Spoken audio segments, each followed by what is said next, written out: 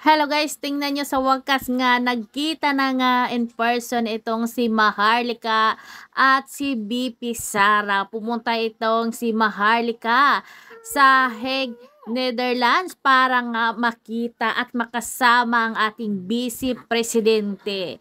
Tingnan nyo naman, di ba?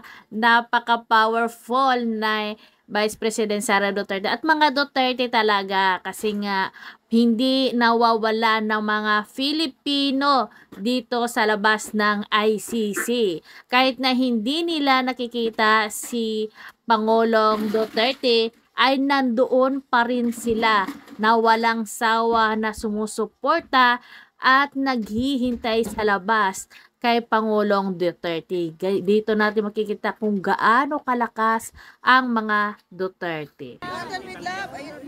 Ako na. Excuse me. Dali,